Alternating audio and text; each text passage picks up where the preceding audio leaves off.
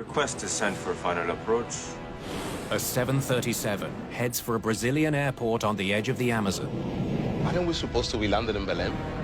I think we're close. But Varig Flight 254 never reaches its destination. Something is very, very, very wrong here. No visible lights, Captain. 54 people and a jetliner have vanished without a trace. When the flight didn't land, it was declared an emergency. As they took the reported position of the airplane, it wasn't there. The desperate hunt for a missing plane This is our search area right here. will lead to an astonishing find. It's something I'm still mystified by.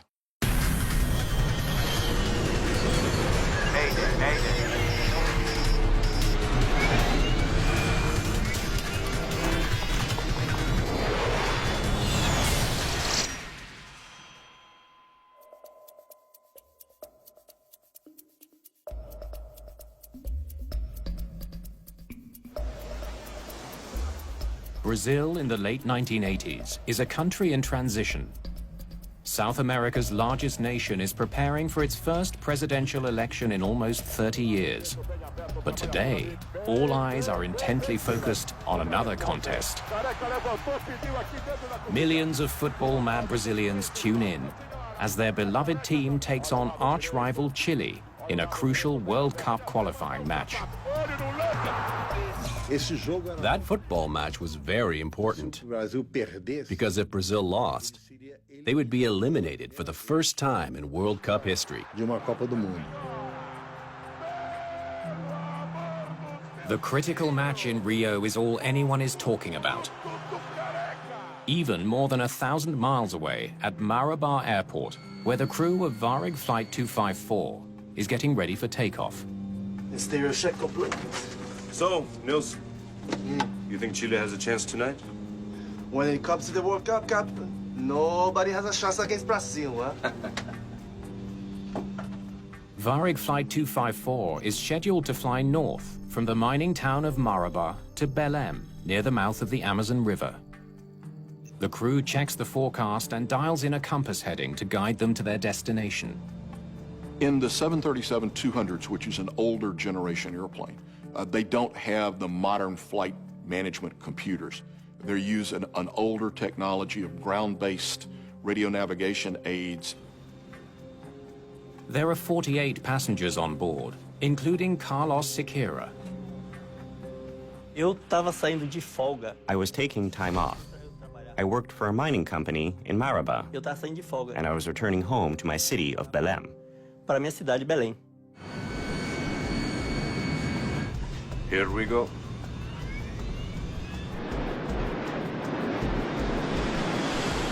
Captain Cesar Garcés is flying the airplane tonight, while First Officer Nilson Zile monitors the instruments. V1. Rotate. At 5:35 p.m., the Boeing 737 gets airborne. It was a very routine flight. It was a clear day. There were no weather issues. There wasn't any reason for them to be worried about anything. The flight should take less than an hour. Since I worked in Marabá, I usually took that flight every 20 days. Precisa pegar aquele voo. After 23 minutes, the flight computer tells the captain that they're getting close to Belém. This airplane had the performance management system where they could enter the distance to the destination, and it would help improve the fuel efficiency. Looks like we're nearly there. The pilots try to contact controllers on the ground. Belém Tower, Varig 254. Requesting descent. Strangely, they get no response from the tower. Belém Tower, Varig 254. Belém Tower, do you read?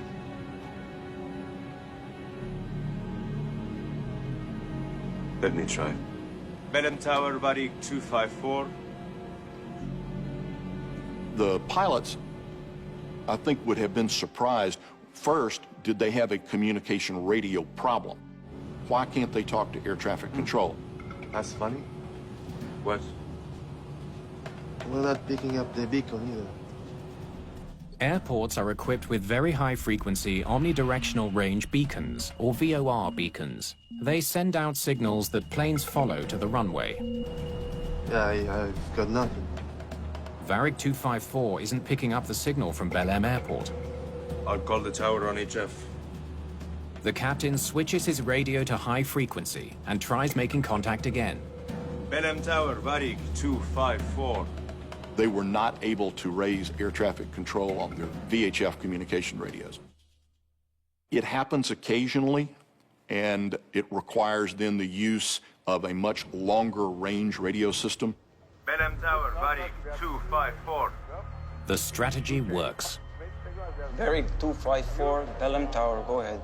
As you approach the destination, you have radio navigation tuned up to that specific beacon on the ground. Belém, we're on approach, but we aren't seeing the VOR. Is the beacon down? Negative 254, looks like it's on your end. In this case, they weren't receiving that, Understood.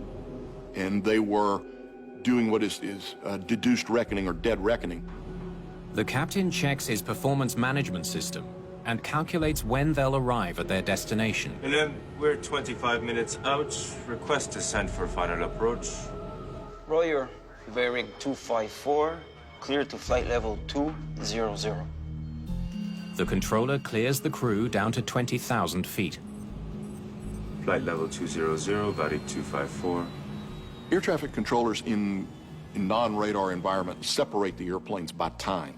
So these position reports are very critical, and it's required that if your estimate to a fix changes by more than 3 minutes, you're required to advise air traffic control of that revised estimate. The plane should soon be at the airport. No momento que houve When the plane was descending, descer, it seemed like it was a normal landing. fez o procedimento normal. As the plane drops below the clouds, the captain looks for the lights of Belém. They break out of the clouds expecting to see terrain that they're familiar with Where are the lights? and expecting to see the airport Where's the airport? and to visually align the airplane with the landing runway. They don't see that. Instead, there's only darkness, as far as the eye can see. Foi aí que todo mundo That's when everybody thought, where is he going to land if there's no runway? Belém is not there. Aren't we supposed to be landed in Belém? Aí começou a... Panic started building in the airplane. People were asking, why aren't we landing in Belém? Não vai pousar em Belém? What's going on?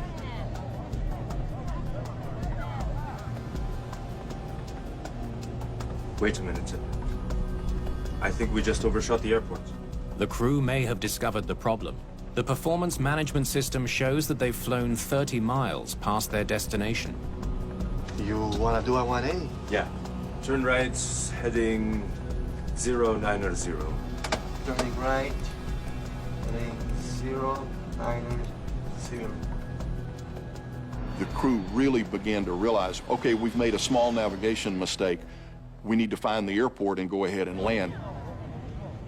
Então o piloto... The pilot didn't offer any explanation. He simply proceeded to maneuver and turn around. And it was already nighttime. À noite. Belém, we are very close. Requesting further descent to flight level 40. 254, you are cleared for descent, flight level 40.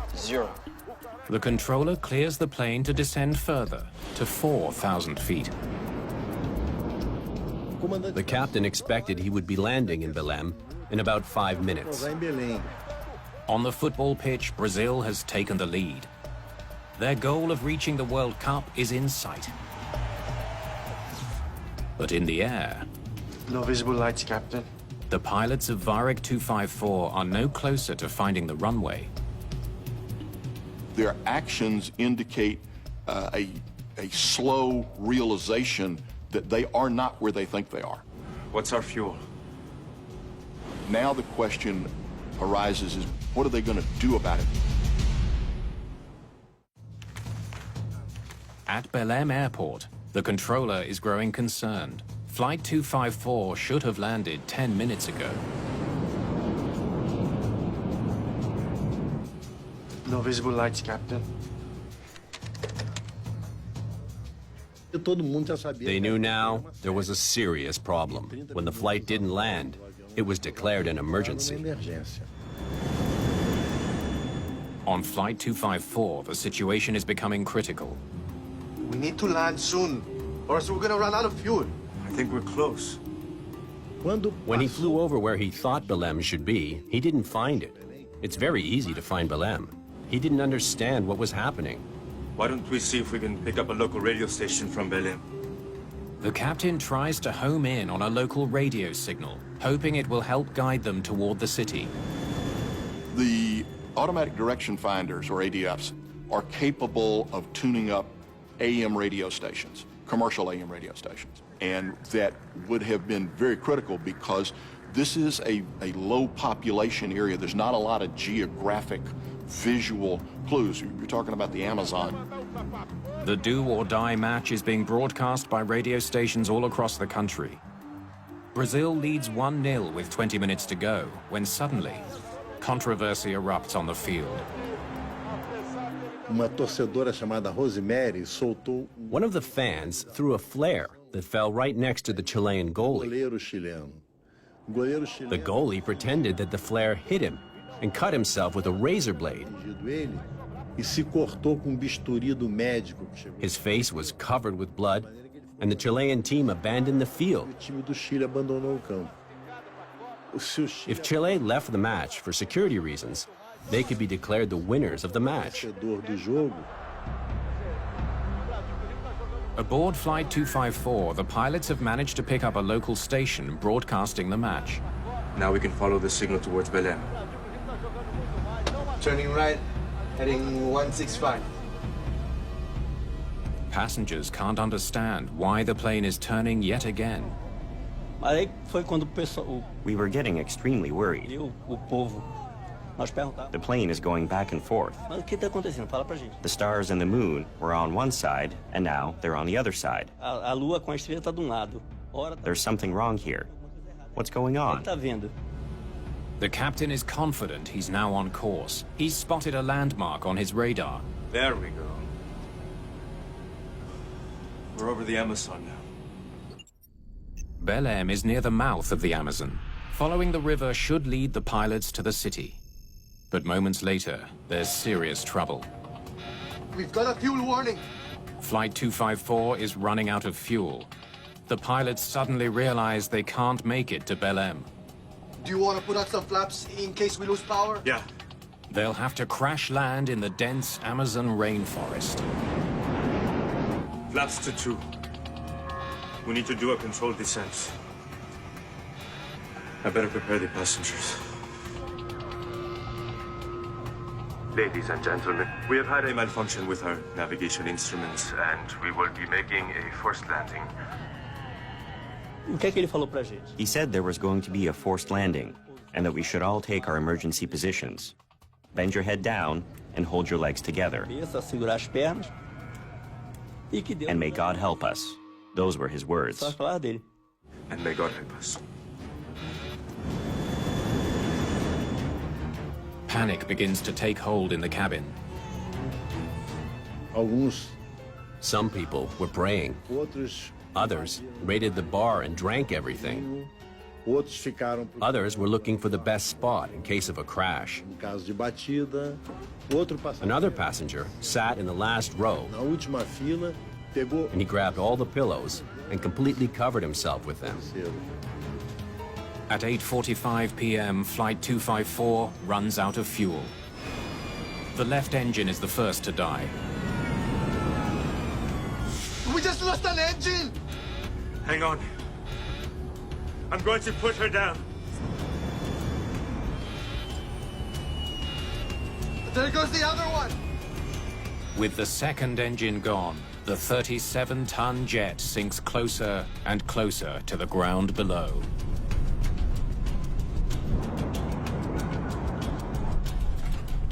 You have your eyes closed, your life flashing before you. Pede a Deus You ask God forgiveness for all the wrong things you did in your life. na vida, né? The inevitable impact is just seconds away. Just need to bring us down. Nice And slow! E depois, Then what happened was it started to touch the top of the trees. cada olho fechado. You're expecting the worst. O pior, né?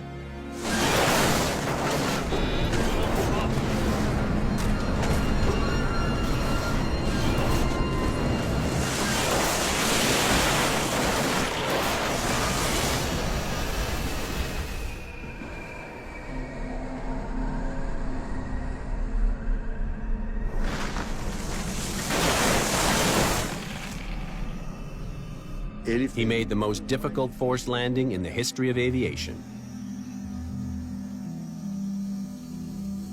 Deus meu do céu. O momento que parou o avião. Eu fui. When the plane stopped, Eu me toquei I todinho. felt myself all over to see if I had any cuts Fratura exposta ou broken bones. qualquer coisa quebrada. Aí, não, meu pensamento. And then I thought, am I in heaven? Será que eu tô no céu? Have I died and I'm already in heaven? Morri, tô no céu já. Of the 54 passengers and crew, 48 have survived. Many are badly hurt, including First Officer Zile. The first officer, Nilson Zile, was pierced on one side by a tree branch, and he was badly injured. He fractured his leg and his shoulder. Captain Garces quickly takes control of the situation. I'll come back and help you out to check the passengers, okay? Captain Garces didn't get hurt. He didn't even have a scratch.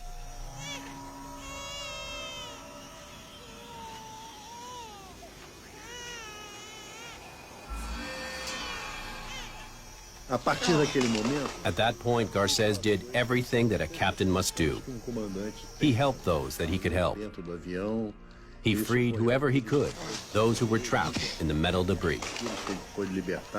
We have to get you out of here, okay? Can you hear me? Surviving the crash landing feels like a miracle to many of the passengers, but they now face a new threat to their survival. They're stranded in the vast Amazon rainforest with no food, no water, and no guarantee that they'll ever be found. No.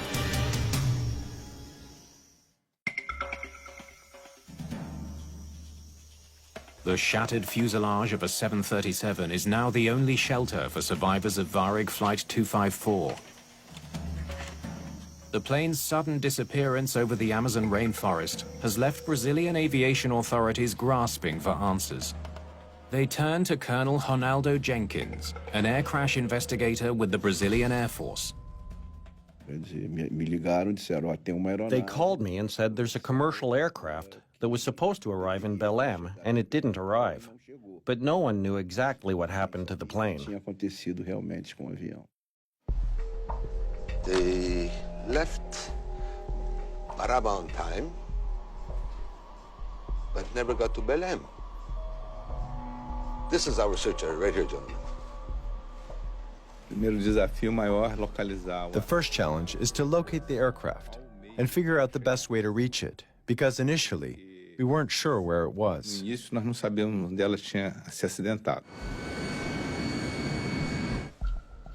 Investigators interview the last person to be in contact with Flight 254, the Belém air traffic controller. According to the controllers, the communications were quite normal, other than the strange fact that they weren't receiving a signal from the ground-based equipment, the VOR beacon at Belém. He said he was close. He asked me for descent. Belém Airport is not equipped with radar. The controller can only tell investigators the pilot's last reported position. Because there was no radar. The air traffic controller relies on the proper navigation skills of the pilots and their timely reports. With little else to go on, rescuers concentrate the search in a small radius around Belém. They find no sign of Flight 254. You never start with a preconceived idea that such and such happened. Exploded mid-flight, lost an engine, none of this. In other words, you go in search of the aircraft that left one location and was supposed to arrive in another. Investigators also comb through satellite data, hoping to find a signal from the plane's emergency transmitter.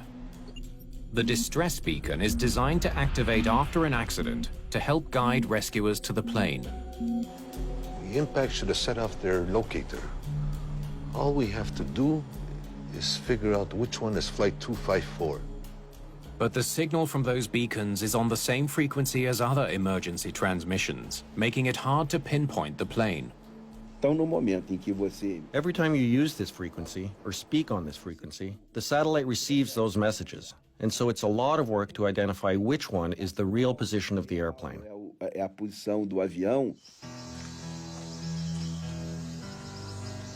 Meanwhile, somewhere in the Amazon rainforest, the survivors of Flight 254 are struggling to stay alive. I was part of a group that went out to search for water.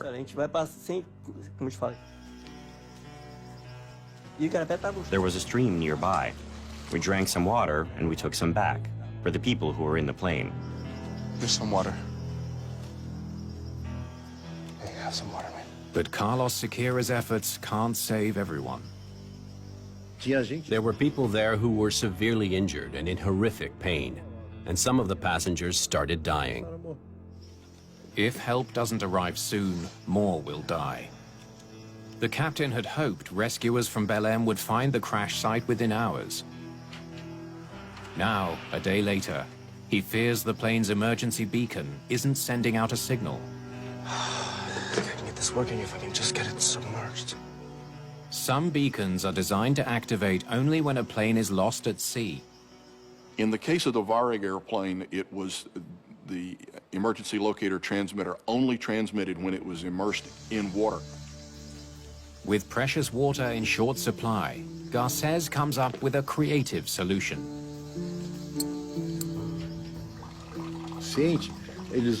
They urinated on it to submerge it so that it would be activated. I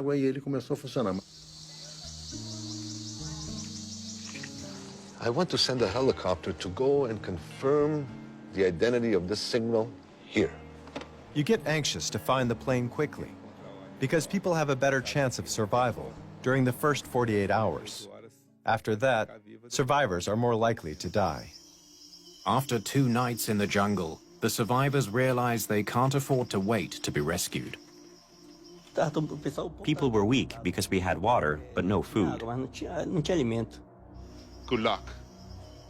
A small group sets off into the jungle to find help.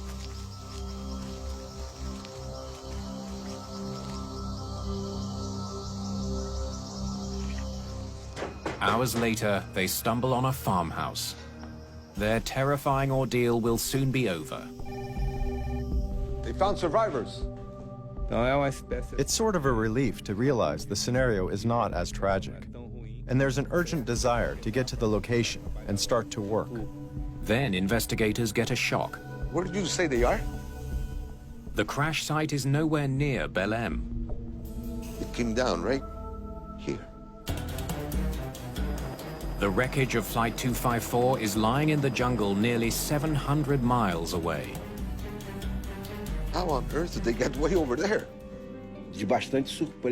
We were really very surprised to learn that the plane was in that location. Very far south and very far west of the position where it should have been.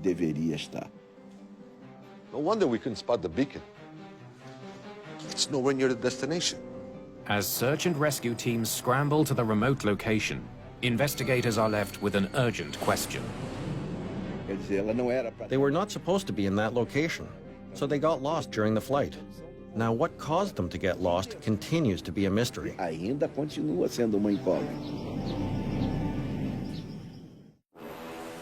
The Brazilian military reaches the remote crash site of Varig 254. The survivors are airlifted out.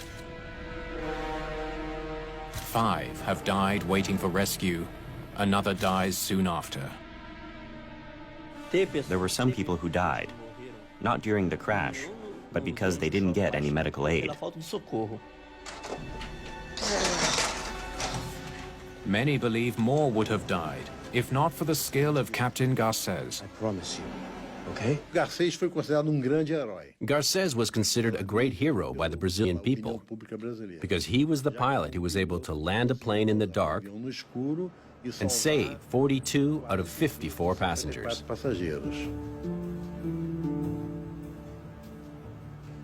I know this guy. He's a good pilot. I'm going to put her down. Investigators are puzzled how a pilot as accomplished as Garcés could have flown so far off course. While I worked as an inspector for Varig, twice I oversaw Garcés. Twice. And I could see that he was a very disciplined pilot and extremely professional. He knew the aircraft, knew the procedures.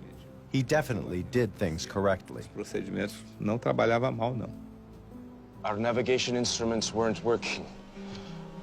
It's very strange. I've never encountered something like this before.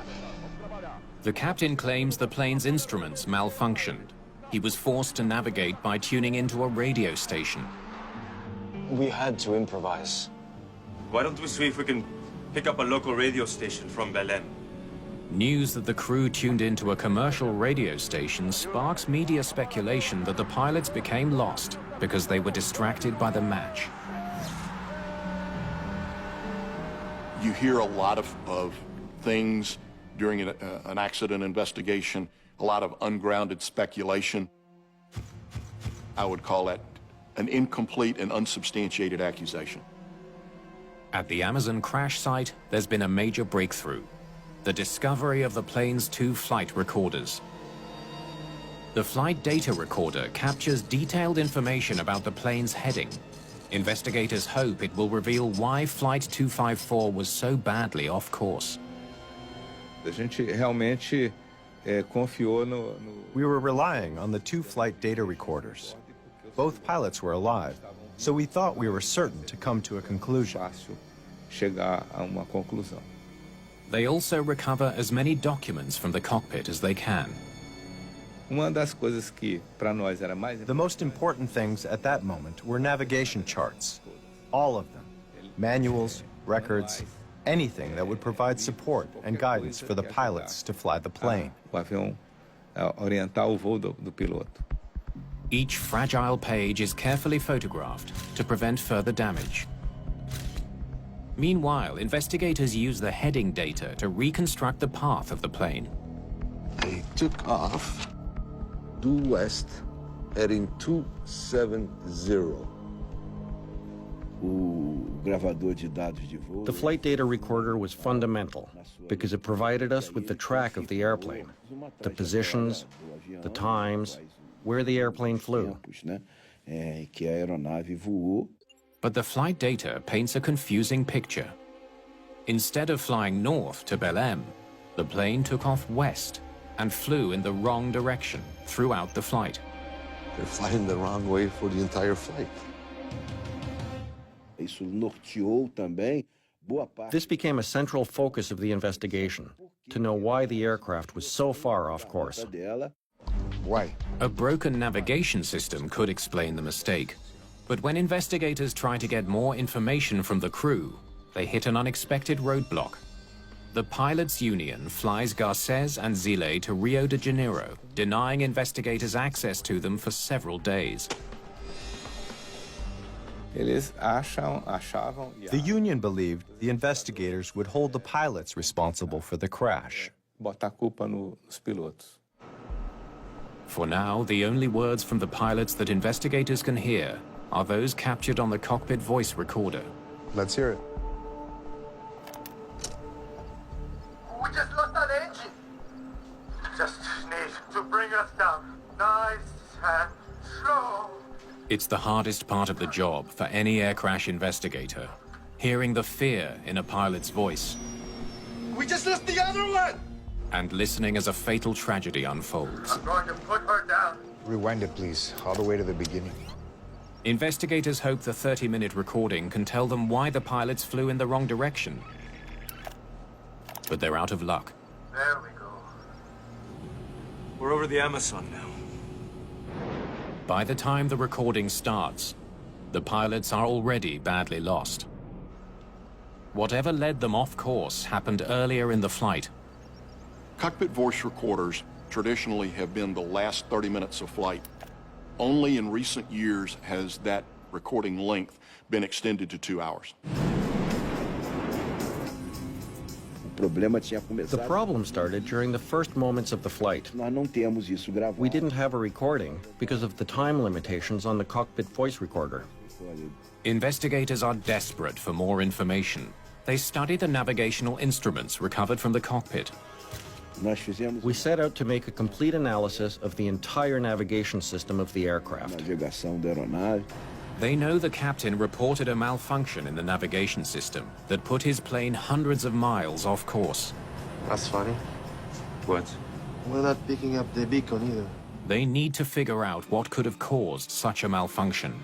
If they don't, the lives of passengers around the globe could be in danger. We were very concerned because there were at least 30 other aircraft of the same model flying in Brazil. If it happened to one, it could happen to others. The pressure on investigators is huge. Investigators look into the possibility that the navigation system on Varig Flight 254 malfunctioned and led the crew off course. In a situation where there's this much confusion about where they are, one of the questions that come up is what systems may have malfunctioned. They suspect the plane's cargo may hold the key. The 737 has a magnetic sensor in the tail that acts as the plane's compass. It tracks which direction the plane is flying and feeds that information to the cockpit instruments. If something in Flight 254's cargo was giving off a strong magnetic field, it might have confused the sensor. We studied every aspect of the cargo, even things that might have been on the shipping pallets that might have influenced something in this regard. They also test every component of the navigation system and check for any sign of failure. But they find nothing in the cargo that could affect the compass, and the instruments are working perfectly. We verified that there was nothing that might have caused electromagnetic interference. Nothing that could have changed the heading or influenced a change of course. Investigators catch a break. Flight 254's flight plan has been recovered from the cockpit. Airlines provide flight plans to every crew. It contains critical details about the route they should fly, including the heading they're meant to take. Oh, thanks. Let's see what this will tell us. The airline provides the filed flight plan and a computer printout to the flight crews.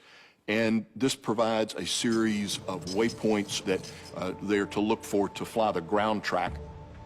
But what if the airline gave the pilots a faulty flight plan? One that sent them in the wrong direction? This could be the lead they've been waiting for. I think I know what they did wrong. A close look at Varig 254's flight plan provides a revelation.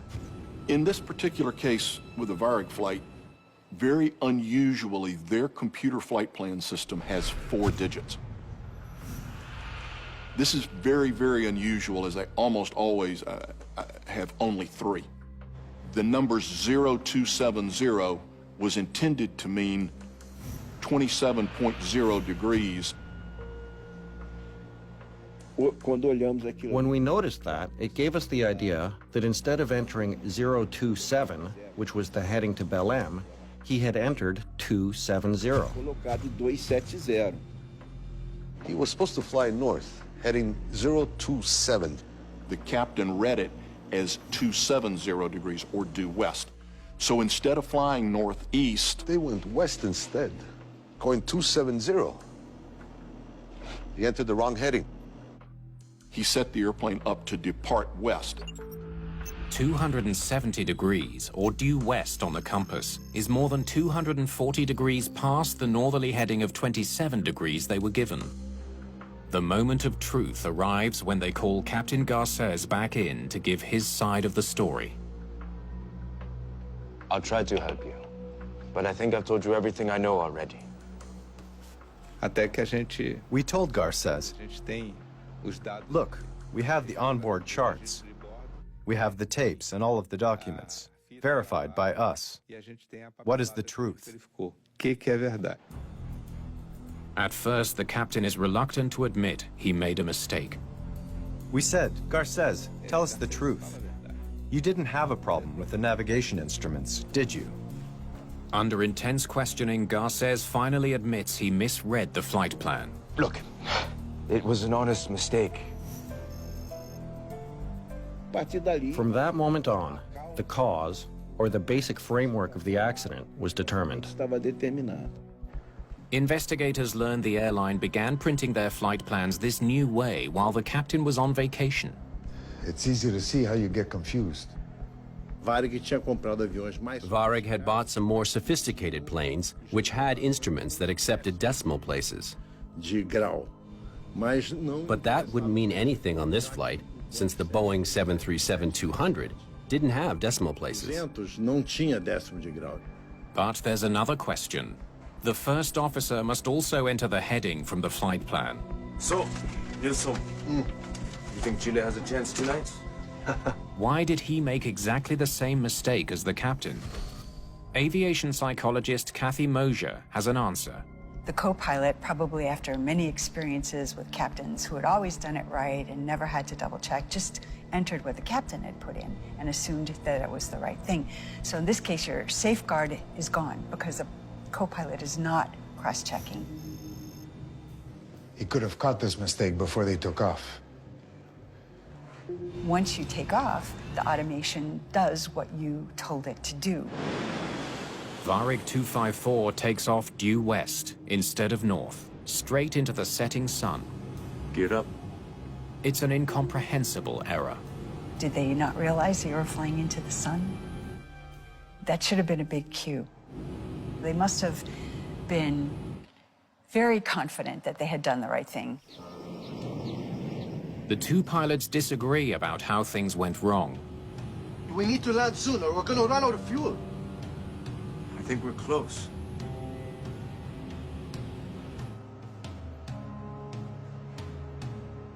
The first officer was protecting himself, suggesting that he had done everything right, and Garces was at fault. The original navigation mistake was that of the captain. The failure to independently verify was a mistake on the part of the first officer. What is disheartening here is that both pilots went along with it. It is now all too clear that Flight 254 was flying in the wrong direction from the moment it took off. A mistake even some passengers noticed. Well, we thought the person in charge here is a captain. At least 3 of the passengers warned the flight attendants that the plane was flying in the wrong direction. But the flight attendants thought, well, the captain knows more about this, and they didn't reach Garces to warn him that he was flying in the wrong direction. We thought that, up in the sky, the captain's in charge, so... But it's what the captain does next that turns his error into a catastrophe.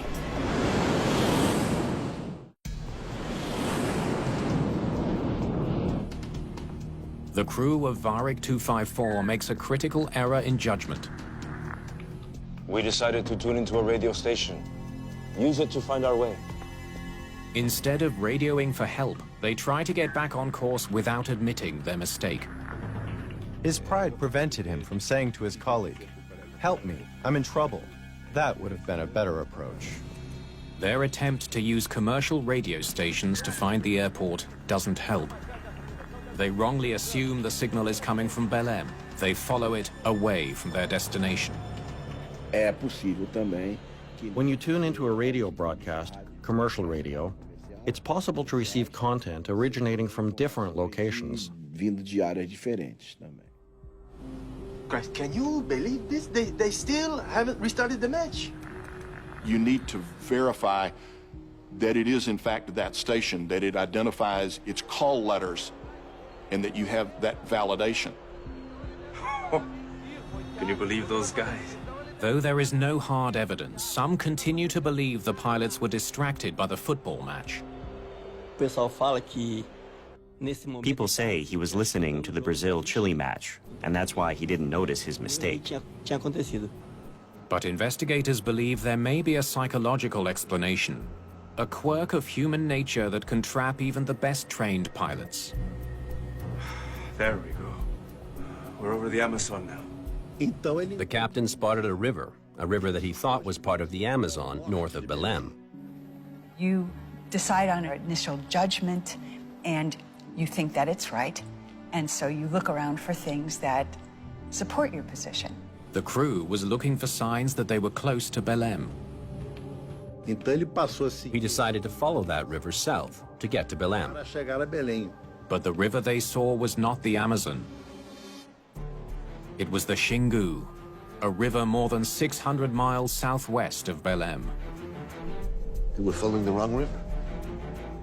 How could they be so confused for so long? Investigators conclude the crew was in the grip of what's known as confirmation bias, the tendency to favor information that confirms something we already believe. I think we're close.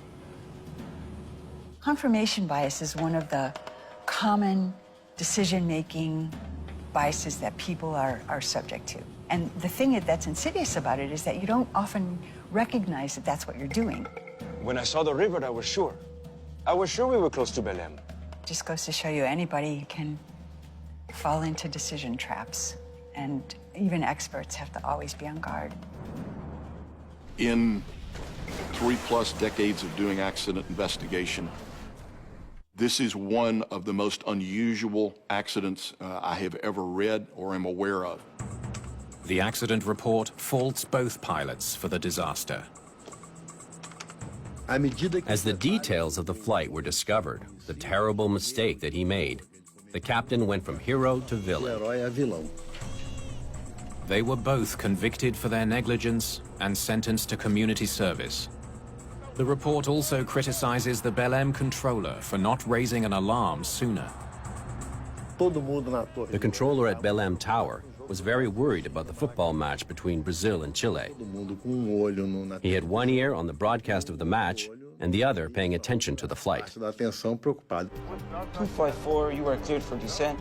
He should have realized there was a problem when the plane could only contact the tower on high-frequency radio, a major clue that the plane is probably far away.